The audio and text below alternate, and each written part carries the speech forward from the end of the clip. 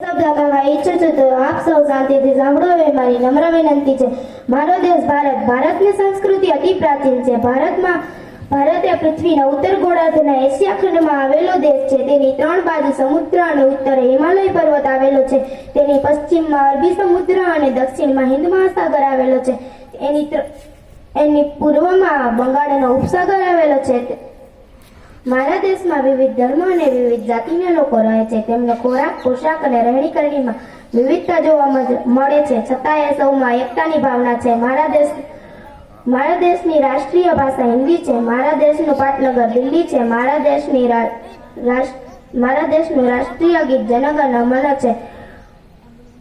ભારતમાં ગંગા, યમુના, બ્રહ્મપુત્રા, કૃષ્ણા, કાવેરી, નર્મદા જેવી મોટી નદીઓ વહે છે. આ નદીઓએ ફળદ્રુપ મેદાનો બનાવ્યા છે. ભારતમાં દિલ્હી, મુંબઈ, કોલકાતા, બેંગ્લોર, કાનપુર અને અમદાવાદ જેવા મોટા ઔદ્યોગિક શહેરો છે.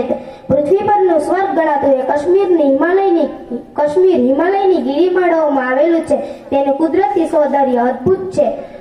ભારતમાં તાજમહેલ, કુતુબ મિનાર, લાલ કિલ્લો, મીનાક્ષી મંદિર, દેલવાડાના દેરા અને અજંતા ઇલોરની ગુફાઓ જેવા જોવાલાયક સ્થળો છે. ભારતમાં ગાંધીજી, જવાહરલાલ નહેરુ, સરદાર વલ્લભભાઈ પટેલ, સુભાષચંદ્ર બોઝ, સ્વામી વિવેકાનંદ, રામકૃષ્ણ પરમહંસ, મહર્ષિ અરવિંદ, દયાનંદ સરસ્વતી અને રંગ અવધૂત જેવા અનેક મહાપુરુષો થઈ ગયા છે. 15 ઓગસ્ટ 1947ના રોજ મારો દેશ આઝાદ થયો. ત્યાર પછી દેશે ઘણી પ્રગતિ કરી. ખેતીમાં પણ હરિયાળી ક્રાંતિ થઈ. ડેરી ઉદ્યોગે પણ ક્રાંતિ કરી.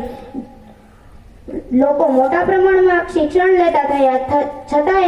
છતાં દેશની ગરીબી દૂર થઈ નથી. એ પણ દૂર થશે એવી મને શ્રદ્ધા છે. અસ્તુ. જય હિન્દ, જય ભારત.